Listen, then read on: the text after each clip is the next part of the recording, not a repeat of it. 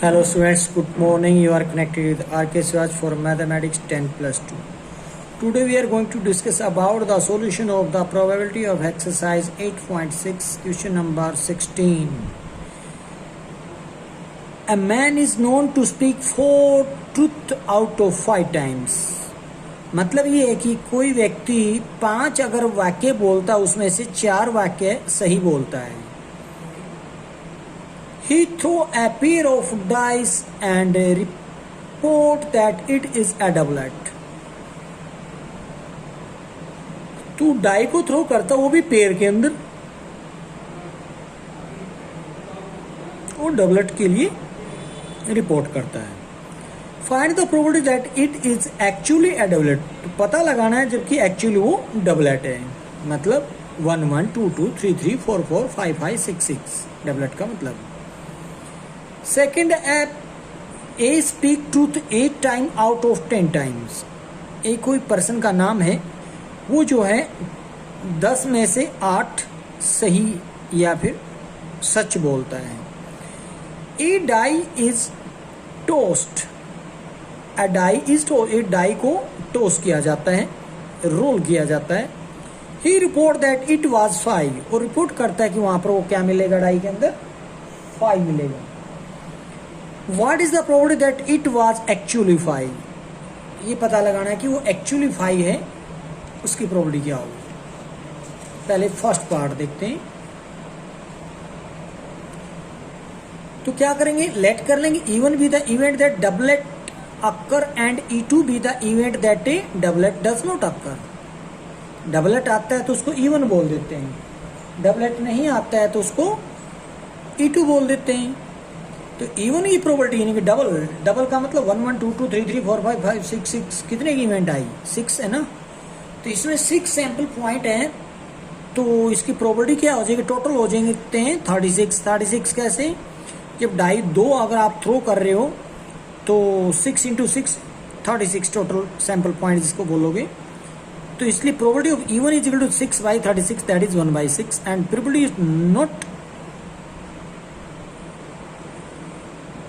मतलब not doublet कह लो या फिर सीधा बात कर ले तो प्रोबेबिलिटी ऑफ E2, क्योंकि हम लेट कर चुके हैं जो इसमें डबलेट नहीं आती है तो उसको E2 की प्रोबेबिलिटी आप चाहे तो 1 में से माइनस कर लो 1 बाई 6, या फिर जो डबलेट नहीं है तो क्या 36 में से 6 गए 30 बाई 36 यानी कि 5 बाई 6 आ जाएगा. इस तरीके से भी निकाल सकते हैं.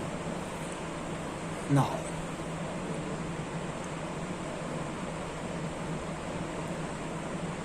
लेट कर लेते हैं A be the event that man report that it is a doublet when a pair of die is thrown. A event किसको कह रहे हैं, मैन जो है रिपोर्ट करता है कि जब वो डबलेट आ जाए. तो probability of A given even की बात करते हैं तो क्या आएगा 4 बाई 5. कहां से आया 4 बाई 5, कि रिपोर्ट करता है डबलेट के टाइम पेयर ऑफ डाइस के थ्रो करने पर. तो उस केस में आप ये कह सकते हो कि 4 बाई 5 रहेगा. अगर probability of A given E2 की बात करते हैं, E2 क्या है वैसे एक्चुअल में E2 जो है नोट डबलेट की बात कर रहा है, वहां इवन डबलेट के लिए था. तो उस केस में हम बात करते हैं यानी कि यहाँ पर जो बात करेंगे E2 इन नोट डबलेट यानी कि वो 1 में से माइनस हो जाएगा 4 बाई 5 दैट इज 1 बाई 5. तो by the Bayes theorem probability of E one given A is equal to probability of E one into probability A given E one upon probability of E one into probability A given E one plus probability E2 into probability of A given E2. तो क्या बनेगा 1 by 6 into 4 by 5 upon 1 by 6 4 by 5 plus 4 5 by 6 into 1 by 5. Solve करेंगे तो 4 by 9 आएगा answer. Similarly second part रहेगा, try your self. Next, an insurance company insured 3,000 scooters, 4,000 car and 5,000 trucks. कोई company है insurance करती है वो व्हीकल का, जिसमें स्कूटर थे वो 3000 को इंश्योर किया है, मतलब उनका इंश्योरेंस किया है। कार हैं वो 4000 का इंश्योरेंस किया है और 5000 ट्रक्स का इंश्योरेंस किया है। The probability of an accident involving A scooter, car and A truck और यानी कि उनकी एक्सीडेंट होने की प्रोबेबिलिटी जो दे रखी है, स्कूटर की आ जाएगी 0.02 बोल रहे हैं, कार की ये कह रहा है 0.03 और ट्रक्स की कहता है 0.04 respectively. One of the insured vehicle accident, find the probability that it is a scooter, it is a car, it is a truck. यानी कि 3 पार्ट पूछ लिए। तो फर्स्ट में तो स्कूटर वाले की प्रोबेबिलिटी और उसके मल्टीप्लिकेशन, यानी कि मान लीजिए स्कूटर को आप इवेंट लेकर चलेंगे, कार को E2 लेकर चलेंगे, ए ट्रक को E3 लेंगे, तो इसका मतलब E1 गिवन ए ऊपर जाएगा और प्रोबेबिलिटी ऑफ E1 से मल्टीप्लाई कर दिया जाए स्कूटर की। इसमें हो जाएगा सेकंड वाला यानी कि E2 की प्रोबेबिलिटी इनटू में ए गिवन E2 की प्रोबेबिलिटी, और थर्ड के अंदर आ जाएगा E3 की प्रोबेबिलिटी इनटू में ए गिवन E3 की प्रोबेबिलिटी। अपॉन में वही रहेगा, तीनों में same law of total probability वाला केस। देखिए कैसे, तो वही चीज लेट कर रहे हैं हम यहाँ पर। E1 E2 E3 be the event that the insured vehicle is a scooter, car, truck respectively. Let A be the event that the insured vehicle meet with an accident, यानी कि ये मान लेते हैं कि जो इंश्योर किया उस व्हीकल का एक्सीडेंट हो जाता है।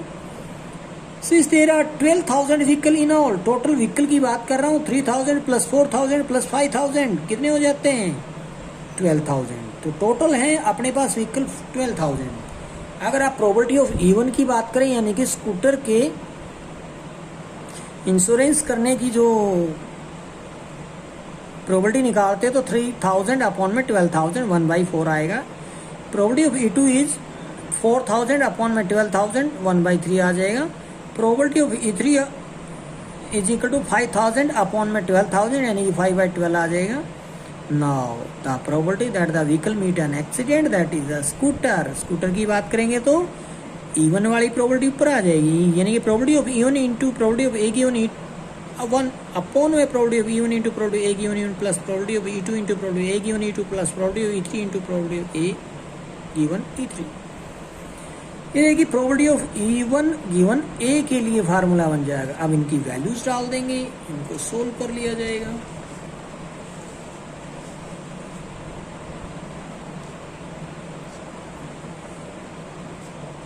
वैल्यूज डालने के बाद उनको सोल्व करेंगे तो 3/19 मिलेगा आपको आंसर। सिमिलरली अगर वो एक्सीडेंट कार के साथ होता है तो उसकी प्रोबेबिलिटी कैसे निकालेंगे, प्रोबेबिलिटी ऑफ E2 गिवन ए, तो ऊपर आ जाएगा इसकी जगह probability of E2 into probability of A given E2 upon में वही लॉ ऑफ टोटल, यानी कि सेम रहेंगे, यही कह रिजल्ट। और प्रोबेबिलिटी ऑफ E3 गिवन ए यानी कि ट्रक का एक्सीडेंट होने की प्रोबेबिलिटी जो निकाल रहे हैं आप, तो उसमें क्या हो जाएगा probability of E3 into probability of A given E3 upon में वही है जो यहाँ पर डाला गया है, सब सेम रहेगा। उसकी कैलकुलेशन 10/19 आ जाएगी। नेक्स्ट,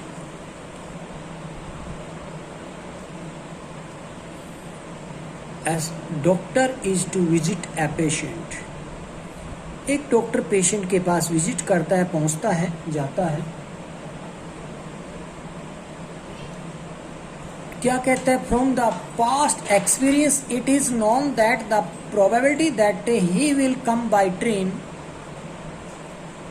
उसके जो पास्ट एक्सपीरियंस से पता चलता है अगर वो ट्रेन से आता है, बस से आता है, स्कूटर से आता है या फिर other means of transport are respectively. Other means का मतलब है भाई चाहे वो बुग्गी में बैठ कर आता हो, हमने इतना जानना है जो ट्रांसपोर्ट बताए गए उसके अकॉर्डिंग हमने ट्रेन, बस, स्कूटर और तीसरा क्या दे दिया अदर मीन्स ऑफ ट्रांसपोर्ट, चाहे वो साइकिल पे जाता हो चाहे किसी चीज़ पे भी जाता हो। इसका मतलब ये है। तो 3 बातें आ रही, 4 बातें आ रही सामने। तो know that he will come by train, bus, scooter, तो कितनी होगी 3 तो यहीं पे होगी। तो चौथी बात आ रही है यहाँ पर अदर मीन्स ऑफ ट्रांसपोर्ट। 3 की सबकी जो प्रोबेबिलिटी दे रखी है वो क्या है 3/10, 1/5, 1/10 एंड 2/5, ये रिस्पेक्टिवली सारी प्रोबेबिलिटी दे रखी है। किस चीज़ की प्रोबेबिलिटी दे रखी है कि वो ट्रेन से आता है तो 3/10, अगर बस से आता है तो प्रोबेबिलिटी 1/5 है, स्कूटर से आता है तो 1/10 है, और अदर मीन्स ऑफ ट्रांसपोर्ट से आता है 2/5 है। The probability that he will be late, उसके लेट होने की प्रोबेबिलिटी दे रखी है 1/4। 1/4 किसकी प्रोबेबिलिटी आ जाएगी? जब वो ट्रेन से लेट आता है तो 1/4 है, बस से लेट आता है तो 1/3 है, स्कूटर से लेट आता है तो 1/12 है। तो if he come by train, bus, scooter respectively, but क्योंकि तीन चीजों की लेट होने की बात कर रही, अदर मीन्स ऑफ ट्रांसपोर्ट तो बताया नहीं इसने, तो आगे सुनिए फिर। But if he come by other means of transport then he will not be late. अगर वो ट्रेन, बस, स्कूटर को छोड़कर बाकी किसी भी चीज से आता है तो कभी भी लेट नहीं होता है। तो लेट होने की प्रोबेबिलिटी क्या है? 0। किससे? अदर मीन्स ऑफ ट्रांसपोर्ट की बात कर रहा हूं मैं। तो what is the probability that he come by train? ये पता लगाइए कि वो ट्रेन से आता है तो उसकी प्रोबेबिलिटी क्या होगी। तो ट्रेन वाला केस ऊपर रहेगा, बाकी सब नीचे ऐड हो जाएंगे। तो बेस थ्योरम की सहायता से आगे बढ़ा, तो इसके लिए मेरे को लेट करना पड़ेगा E1, E2, E3, E4 with the event of that the doctor visit the patient by train, bus, scooter और other means of transport। यानी कि ये तो other means of transport है E4, और E3 की बात करूँ तो वो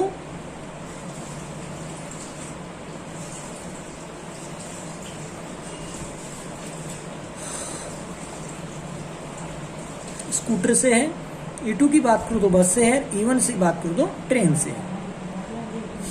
लेट कर लेते A with the event that he arrives late, नहीं मान लेते हैं कि वो लेट पहुंचता है। लेट होने की प्रोबेबिलिटी E1 की प्रोबेबिलिटी, मतलब कहने का मतलब ये ट्रेन से लेट होता है तो 3/10 गिवन है, 3/10।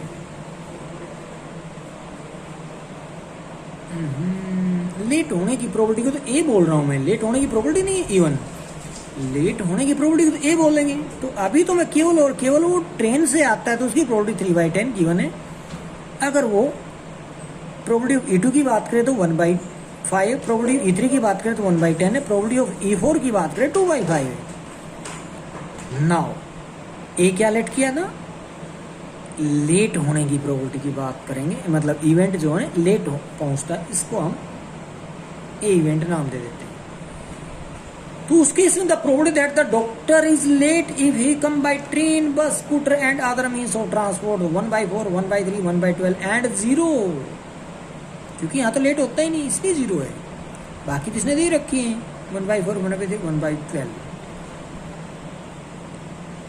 सो probability of A given E1 is equal to 1/4 and probability of A given E2 is equal to 1/3 and probability of A given E3 is equal to 1/12 and probability of A given E4 is equal to 0, क्योंकि 0 by something क्या हो जाएगा?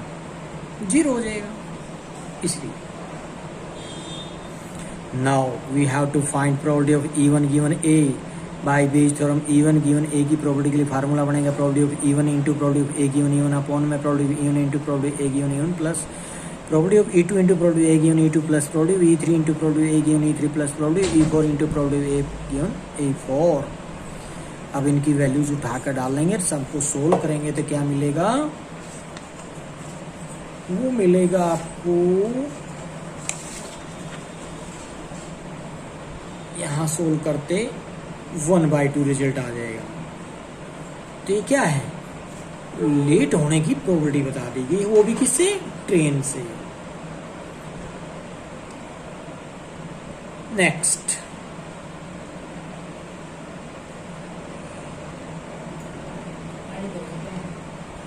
इन a test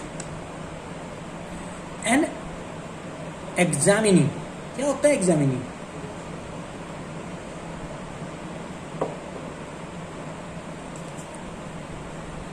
कोई student लगा लो जो exam दे रहे हैं, either guess or copy or know the answer to a MCQ। क्या कह रहे हैं? तो कोई एग्जामिनी है, कोई एग्जाम दे रहा है, वो MCQ के 4 चॉइस के क्वेश्चन आंसर हैं। तो वहां पर अगर वो गैस करता है, गैस करने का मतलब तुक्का मारता है, कॉपी करता है मतलब नकल करता है, और नोज मतलब अपने आप आंसर को जानता है। 3 बातें आ रही हैं, तुक्का मारता है, नकल करता है या उसके आंसर को जानता है। The probability that the make a gas is 1/3। तो गैस करने की, आंसर को गैस करने की प्रोबेबिलिटी 1/3 है। Probability that he copy the answer, अगर वो चीटिंग करता है तो उसकी प्रोबेबिलिटी 1/6 है। Probability that his answer is, the probability that his answer is correct. क्या कह रहे हैं? The probability that his answer is correct given that he copies it. ये दिया गया है कि वो कॉपी करता है मतलब चीटिंग करता है। इज 1/8। तो 1/8 क्या है? आंसर के करेक्ट होने की प्रोबेबिलिटी कब है? जब वो कॉपी करता है। कॉपी करने पर आंसर के करेक्ट होने की प्रोबेबिलिटी बताइए। तो अगर वो गैस करता है तो पता लगाएंगे हम। अगर वो आंसर को जानता है तो करेक्ट होने की, आप भी जानते होंगे, आंसर को जानता है तो आंसर राइट ही आएगा, क्योंकि जानता है, याद कर रखा उसने आंसर, तो ठीक ही होगा। फिर इसका मतलब 1 हो जाएगा उस केस में। Find the probability that he knew the answer to the question given that the he correctly answer. तो पता लगाइए प्रोबेबिलिटी का कि आंसर को जानता है और आंसर उसका करेक्ट है। तो यहां पर अगर मैं कह दूं, स्टेटमेंट को समझना बहुत जरूरी है आगे बढ़ने से पहले। इवेंट कितनी रहेंगी यहां पर? 3 बातें बोल रहे हैं, गैस करता है, कॉपी करता है या फिर आंसर को जानता है। तो इसका मतलब 3 इवेंट लेट करनी पड़ेंगी यहाँ पर एक बात। तो चलिए मैं एक बार साथ साथ चल ही देता हूँ। कॉपी करता है इवन, गैस करता है इवन इवेंट मान लेते, कॉपी करता है आंसर के तो उसको E2 मान लेते, आंसर को जानता है तो E3 मान लेते हैं। इसलिए मैंने लिख दिया let even with the event that examinee guess the answer, और E2 copy the answer, E3 is know the answer. Let कर लेते ए भी the event that answer is correct. A क्या चीज है? आंसर करेक्ट है। Then probability of E1 is 1/3। कहां से गिवन है? क्योंकि जब वो आंसर के तुक्का मारता है, गैस करता है, तो 1/3 उसने दे रखी है तुक्के मारने की प्रोबेबिलिटी। और उसके बाद कॉपी यानी कि चीटिंग करने की प्रोबेबिलिटी 1/6 है। अब मैं आपसे पूछता हूं, आंसर जानता है तो उसकी प्रोबेबिलिटी क्या निकलेगी? क्योंकि आप जानते हैं इक्वली लाइकली मतलब जिसको आप बोल रहे हैं तो है नहीं। तो एग्जॉस्टिव केस के अकॉर्डिंग आप लेकर चलोगे तो सीधी सी बात है, 3 इवेंट आ चुकी है, पहला प्लस दूसरा, इस दोनों को ऐड करके 1 में से माइनस कर देंगे। वो क्या आ जाएगा? वो आ जाएगा नो द आंसर की, कि आंसर वो जानता है तो उसकी चांस कितने हैं। तो 1/2 कैसे निकलेगा? Probability of E3 is 1 minus probability E1 into minus probability E2, यानी कि दोनों को ऐड करके 1 में से माइनस कर दो, या 1 में से माइनस कर दो E1 और E2 की प्रोबेबिलिटी, जो कि 1/2 आएगा। तो एक तो यही बात आपको दिमाग में रखने की, E3 की प्रोबेबिलिटी कैसे निकाली म्यूचुअली एक्सक्लूसिव देखते हुए। 3 ही तो केस बताए हैं, गैस करना, कॉपी करना, नो द आंसर। अब ए इवेंट में लेकर चलाओ कि आंसर इज करेक्ट, तो देन प्रोबेबिलिटी ऑफ ए की E1 इज इक्वल टू 1/4। कैसे आया 1/4?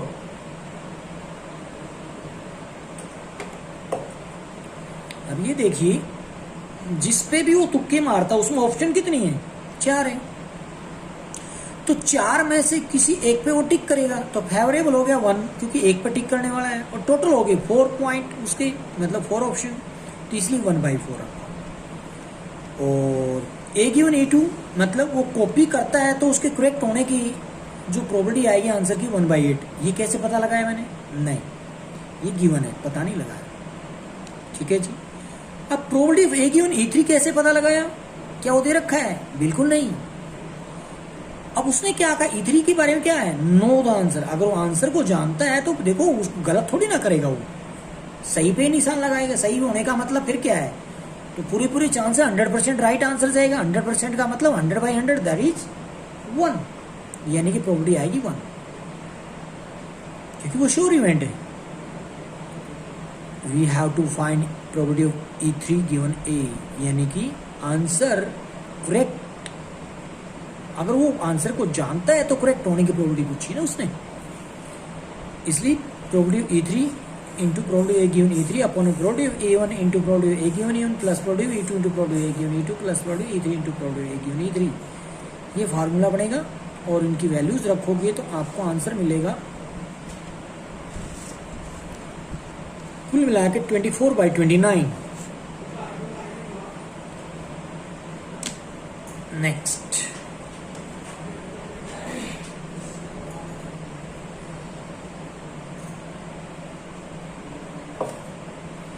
two groups are competing for a position on the board of director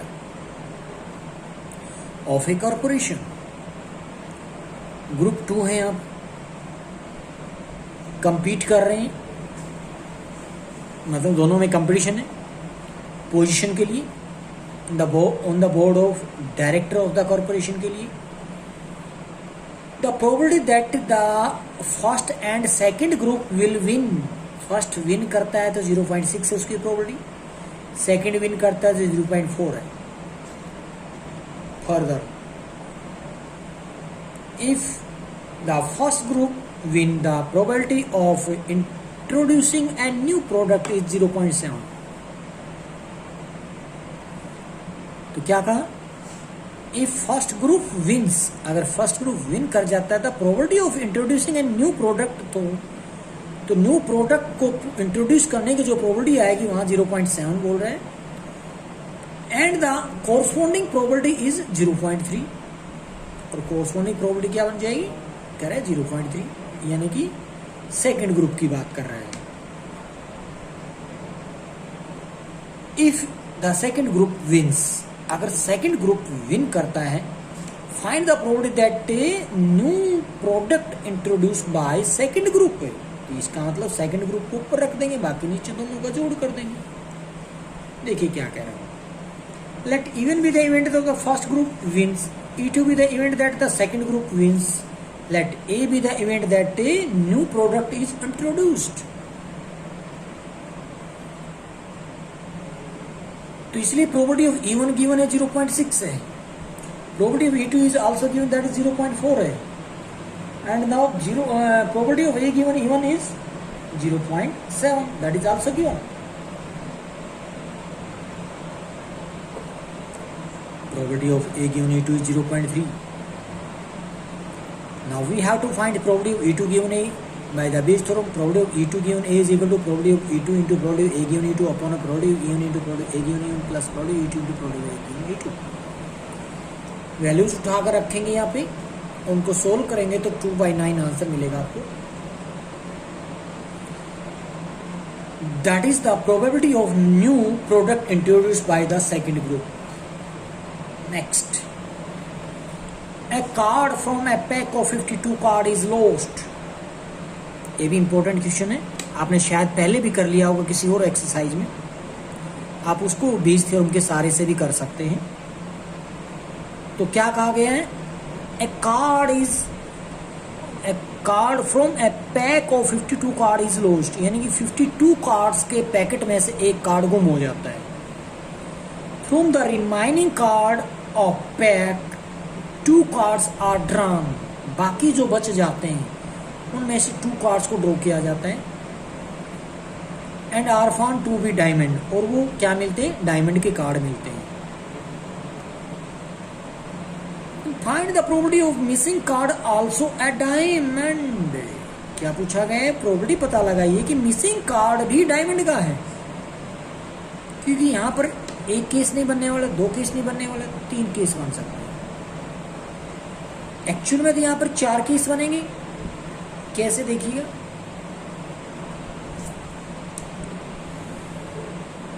कि जो मिसिंग कार्ड है वो हार्ट, स्पैड, क्लब, डायमंड कुछ भी हो सकता है। तो इसलिए E4 ले लेंगे हम, यानी कि E1, E2, E3, E4 be the event that is missing card is a heart, spade, club and diamond. यानी कि हार्ट का कार्ड मिस होता है तो E1 इवेंट बोल देते हैं, स्पैड का मिस होता है तो E2 बोल देते हैं, क्लब का कार्ड अगर मिस होता है तो E3 बोल देते हैं, और डायमंड का कार्ड मिस होता है तो E4 बोल देते हैं। Since event E1, E2, E3, E4 are equally likely chosen, तो सबकी प्रोबेबिलिटी एक ही बनेगी, तो probability E1 is equal to probability E2 is equal to probability E3 is equal to probability E4 is equal to, अब चाहे स्पैड की बात कर लो, हार्ट की बात कर लो, क्लब की बात कर लो, डायमंड की बात करो, अगर ईच के बारे में बात करें तो कितने कार्ड होते हैं? 13 होते हैं सब में। हार्ट में भी 13, स्पैड में भी 13, क्लब में भी 13, डायमंड में भी 13। इसलिए इनकी जो प्रोबेबिलिटी निकली 13 बाई टोटल होता है 52, दैट इज 1/4।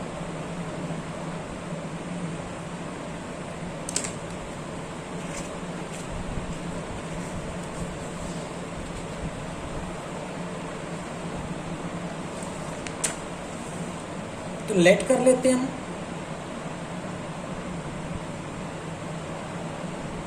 क्या लेट कर रहे हैं? A be the event drawing 2 diamond card from the remaining 51 card. अब 51 कार्ड कहां से आ गए? क्योंकि एक कार्ड तो गुम हो गया ना, एक कार्ड गुम होने के बाद बचेगा अपने पास 51 कार्ड्स, उनमें से हमें 2 कार्ड्स का ड्रॉ करना जो कि डायमंड का रहेगा। उसको किस तरीके से करेंगे? The probability that 2 cards of diamond are drawn when a card lost is that of heart, spade, club और diamond respectively। क्योंकि 2 कार्ड जो होंगे वो हार्ट में से हो सकते, स्पैड में से, क्लब से, डायमंड से। तो किस तरीके से होंगे फिर? तो चारों प्रोबेबिलिटी हम इस तरीके से लिख रहे हैं। ए गिवन इवन प्रोबेबिलिटी जो बनेगी 13C2 बाई 51C2, मतलब ये जो मैंने इवन जो इवेंट जो बात कर रहे हैं वो हार्ट का जो कार्ड है वो मैंने अब निकाले 2 कार्ड्स वहां से, जबकि यहाँ से एक कार्ड जो है डायमंड का गुम हुआ था। तो हार्ट के तो पूरे है ना 13 के 13, इसलिए 13C2, और टोटल में से एक कम मिलेगा क्योंकि एक पत्ता गुम हो चुका है इसका, तो 51C2। ए गिवन E2 की probability 13C2 also upon 51C2। Similarly A given E3 की प्रोबेबिलिटी यानी कि क्लब में से 2 कार्ड ड्रॉ करने की, तो क्लब के भी पूरे 13 है, तो 13C2 upon 51C2। Now probability A given E4 यानी कि डायमंड का अगर हम 2 कार्ड निकालते हैं तो डायमंड के 12 क्यों लिए? क्योंकि मैंने एक कार्ड जो गुम कराया था वो डायमंड का कराया था, इसलिए 13 ना होकर 12 मिलेंगे। टोटल भी 52 में से एक कार्ड आपका डायमंड का गुम हो चुका है, 51C2 लिखा जाएगा। तो आप इनको रखेंगे। उससे पहले हम बात कर चुके हैं probability of E1 is equal to probability of E2 plus is equal to probability of E3 is equal to probability of E4, वो ऑल आर इक्वल टू 1/4 आ चुका है। यहाँ से उठाकर इनकी वैल्यू डाल देंगे, तो वो क्या बनेगी? तो सोल्व करोगे, कॉम्बिनेशन आपको सोल्व करना होता है। यहाँ पर मैंने क्या किया, 1/4 नीचे से कॉमन लेकर इस 1/4 से कैंसिल कर दिया, बाकी का कॉम्बिनेशन सोल्व करोगे तो ये मिलेगा, और ऐड करोगे तो 11/50 आंसर आ जाएगा। जो कि क्या है, एक कार्ड गुम हो गया था डायमंड का, और अब जो 2 कार्ड रिमाइनिंग कार्ड में से ड्रॉ करने वाले हैं वो भी डायमंड के होंगे, तो उसकी प्रोबेबिलिटी हमने दे दी 11/50।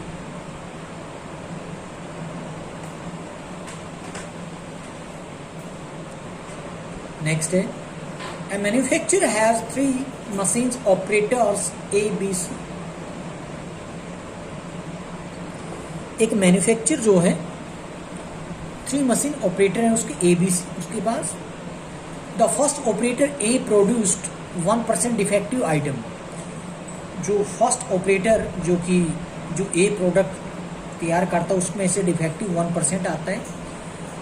अदर ऑपरेटर B और C पे 5% और 7% डिफेक्टिव आते हैं। A is on the job for 50% of the time.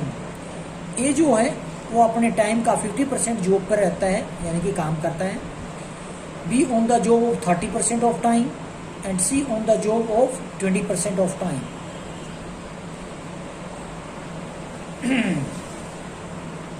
तो कहने का मतलब है ये काम बहुत कम करते हैं, अक्सर ऐसा होता नहीं है। चलिए जो भी है, क्योंकि 20% टाइम का अगर कोई जॉब करता है तो अजीब लगता है। ये तो एक क्वेश्चन है। A defective item is produce, तो प्रोड्यूस जो किया गया वो डिफेक्टिव आइटम होता है। What is the property that it was produce by operator A. हमें प्रॉपर्टी निकालनी है उस डिफेक्टिव आइटम की जो कि ए ऑपरेटर ने प्रोड्यूस किया है। तो मतलब ए वाला केस ऊपर आ जाएगा, बाकी सब नीचे ऐड हो जाएंगे। दो के नीचे तो लॉ ऑफ टोटल प्रॉपर्टी बोल सकते हैं, टुकुल मिलाकर तो बेस थ्योरम बोल देंगे आप इसको, और ऊपर आ जाएगा ए वाला केस। कैसे? यहाँ पर 3 इवेंट बना रहे हैं हम। Let E1, E2, E3 be the event that item is manufactured by operator A B C. A जो ऑपरेट करता है, मैन्युफैक्चर करता है, वो E1 बोल देते हैं इवेंट। E2 बी वो ऑपरेट जो कर रहा है, और सी जो ऑपरेट करता है मैन्युफैक्चर्ड करता है तो वो E3 बोल देते हैं। और ए be the event that defective item is produce, तो डिफेक्टिव आइटम प्रोड्यूस होने को हम इवेंट ए बोल देते हैं। तो E1 की प्रॉपर्टी दे रखी है एक तरीके से। क्या है E1 में किसको बोल के आया हूँ? E1 बोल के आया हूँ कि वो जो ए जो है वो ऑपरेटर मैन्युफैक्चर करता है। तो उसने जो दिया है इज ऑन द जो 50% दिया, तो इसका मतलब 50/100 हो जाएगा। और बी जो 30% है तो 30/100 हो जाएगा। और सी जो है वो 20% दिया तो 20/100 हो जाएगा, यानी कि property of E3। Now property of A given E1 that is, यानी कि डिफेक्टिव आइटम जो आ रहे हैं ए से वो 1% आ रहा है, तो 1/100 उसकी प्रॉपर्टी बन जाएगी A given E1। Property of A given E2 that is 5%, यानी 5/100 हो जाएगी। And A given E3 is equal to 7%, यानी 7/100 आ जाएगी प्रॉपर्टी। तो उसके लिए आप यहाँ फार्मूला लिखेंगे पहले तो बेस थ्योरम के लिए। क्या है? We have to find property of E1 given A is equal to property of E1 into property of A given E1 upon property of E1 into property A given E1 plus property of E2 into property of A given E2 plus property of E3 into property of A given E3। Values रखिएगा, add कीजिएगा, solve कीजिएगा, 5/34 आएगा। Next, suppose a girl throw a dice. एक girls जब dice throw करती है, if C gate ए 5 और 6, अगर डाई में 5 और 6 ऊपर आता है, सी टॉस ए क्वाइन, तो वो एक क्वाइन को टॉस करती है, वो भी 3 टाइम करती है। And note the number of head, और नंबर ऑफ हेड कितनी बारी आता है उसको नोट कर लेती है। इफ सी गेट ए 1 2 3 4, अगर उसमें 5 और 6 ना आकर 1 2 3 4 आता है, सी टॉस ए क्वाइन, एक क्वाइन को टॉस करती है वंस, एक ही बारी टॉस करती है। And note whether a head or a tail is obtained, note कर लेती है उसको क्या मिला है, टेल मिला कि हेड मिला। If she obtained actually head, what is the probability that she सी थ्रो 1 2 3 4 विद ए डाइस। मतलब 2 इवेंट की बात कर रहे हैं, तो ये वाला इवेंट ऊपर आ जाएगी जिसमें 1 2 3 4 डालेंगे। Let E1 be the event that girls get 5 or 6 throwing a dice once, उसको E1 बोल दिया। E2 be the event girls get 1 2 3 4 throwing a dice once, उसको हमने E2 बोल दिया है।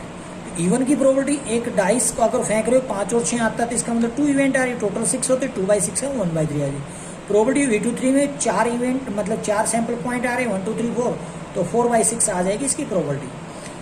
Let A be the event that exactly 1 head on tossing a coin, एक इसको लेट कर चुका हूं मैं, इवेंट लेट कर ली मैं, जब exactly 1 head tossing a coin को टॉस करते exactly 1 head आता है, कहा था ना उसने। तो कहा था see toss a coin once and not whether a head or tail obtain if she obtain exactly 1 head, तो exactly 1 head को मैंने A बोला है। तो उस केस में ए गिवन ए की प्रॉपर्टी 5 और 6 आने की बात कही, तो 5 और 6 अपीयर होंगे, तो कैसे होगा? तो उसके लिए बोलेंगे HTT, यानी 5 और 6 में क्या आ चुका है अपने पास, 1/3 आया था ना इसकी प्रॉपर्टी E1 के लिए। तो उस केस में ए गिवन E1 जो आता है 5 और 6 आर की बात कर रहे थे तो डाइस पे, तो उसमें हेड और यानी कि कॉइन को 3 टाइम टॉस कर रही, तो हेड एक बार ही आ जाएगा एग्जैक्टली, तो head tail tail, tail head tail, tail tail head, head एक बार, यार तीनों की ये आएंगे। इसकी प्रोबेबिलिटी 1/8 हो जाएगी, इसकी 1/8 1/8 हो जाएगी, तो 1/8 को 3 बार ऐड करो 3/8 हो जाएगी। प्रोबेबिलिटी ए गिवन E2 की बात करते तो इसमें 1 2 3 4 अपीयर्स होंगे डाइस के अंदर, तब बात कर रहे हैं हम E2 को, तो ए गिवन E2 के मतलब है एग्जैक्टली 1 हेड आने का मतलब क्या है, क्योंकि यहाँ पर तो एक कॉइन को एक ही बार ही टॉस कर रहे हैं, तो इसका मतलब एक बार ही हेड आएगा, तो 1/2 प्रोबेबिलिटी बन जाएगी एच की। We are required to find probability E2 given A, then probability of E2 into probability A given E2 upon probability E1 into probability of A given E1 plus probability E2 into probability A given E2। उनकी values रखेंगे, उनको solve करेंगे, 8/11 पाएंगे। Thank you.